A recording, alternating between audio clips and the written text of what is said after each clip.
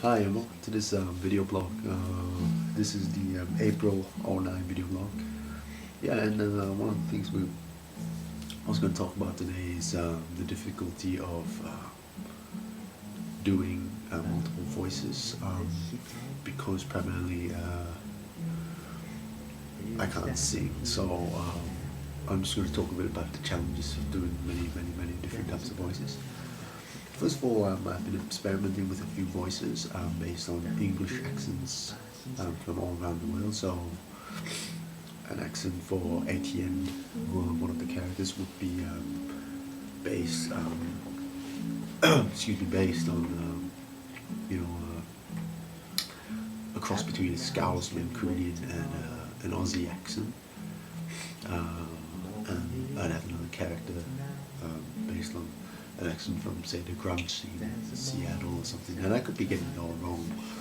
And the idea is, I do think a lot of people will be up to have a laugh, or just think it's pretty hilarious.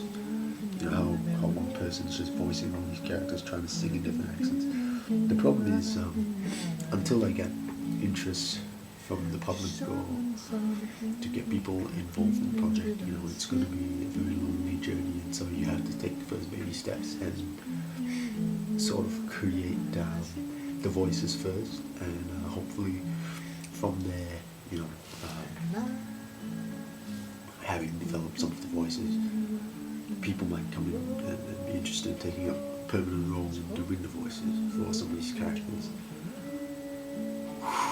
Basically, Etienne as a character is not meant to be a send-up or anything funny. It's just meant to be something of a different kind of accent, so he'd be speaking like that, where there's, Scouse accent in there, and just a bit of a cross between, something from Liverpool or, Manchester, and it's really just so I can, as you can see, I can bounce into that accent for Etienne, and when he sings, he'd sound a bit like an elfish character, and actually that's the main voice for me for this Etienne character. He'll sing something like that.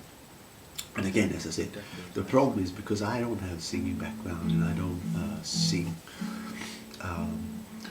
Some people say, why do you even bother to make music if you can't sing? The answer is simple, you have to start somewhere if you're passionate about something, and I believe I have something here to work with. And yeah, that's what birthed the idea in the first place for the band, to be a virtual one, because I think that way if people are going to make fun of an Asian person singing in different accents, it is meant to be a bit funny as well. It's meant to be a bit of a laugh, because I think people go, I can't take this thing seriously. But hopefully with the different accents and the cartoon characters, then people will start to realize, as much as we're having a laugh at it, we're really enjoying ourselves. Then that is the ultimate, that is the ultimate goal. And if people enjoy themselves, that's the plan. So yeah, Etienne as a character, I'll just give you a sample of what his voice would sound like singing. He'd sound a bit like this: I'm gonna heal.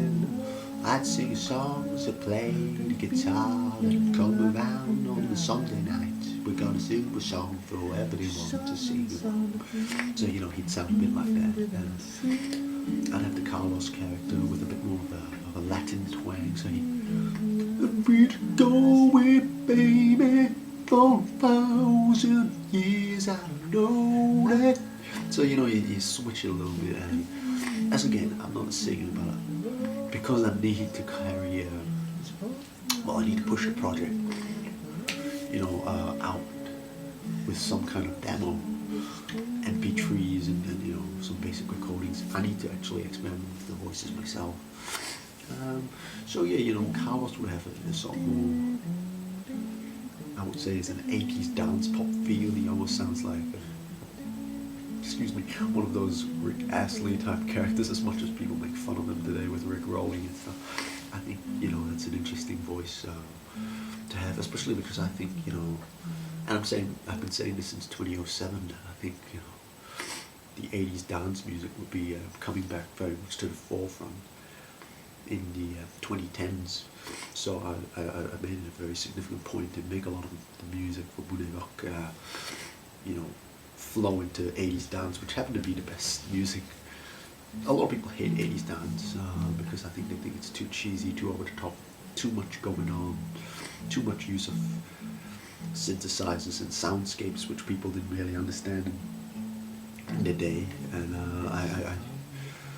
I grew up, you know, I'm born in the 80s, so obviously, you know, I grew up listening to that kind of music, you know, dancing to Tina Marie or something, you know, and you know, because of that, you know, I have an inherent bias towards 80s dance, and some of the Vblog tracks I hope to make them in those veins. But yeah, so Carlos brings that dimension to it. Nico 24, which would be the main secondary singer, would be a totally different approach. It'd be more like up singing in the big American accent, you know, he's going with the whole, you know, low talking, you know, he's more smooth, rebellious character in the fictional band, and he'd be a lot more like a person who would be more reticent, more reserved, and, you know, more like your typical bad boy, you know, character, and he'd just be very quiet. And so you'd have I was thinking of a you know, not so much a shock rocker, but, you know, somewhat of the, you know, a person in between David Bowie, you know, and you know, a shock rocker or a grunge rocker, so cross between David Bowie and Kurt Cobain or something. So that's Nico 24, and, you know, he'd sing a little bit like Adamant, I think, or he'd have a little bit of the new wave twank as well. And I think that was crucial because he'd sing a lot like this. Sometimes it's just singing a song, sing. You know, he'd be a lot more new wave, but he'd also be very much a voice that could sing, you know, alternative or rock tracks. So hopefully we can work on that. When I say we, I'm talking about myself really, because at the moment it's just a one-man project. But hopefully you'll get some people involved, and, you know, you never know, people come on board, and, you know, it can go somewhere. But until then, yeah, I'm just experimenting with the voices, and that's the blog for April. So God bless, and you guys take care. I'm gonna say goodbye for now.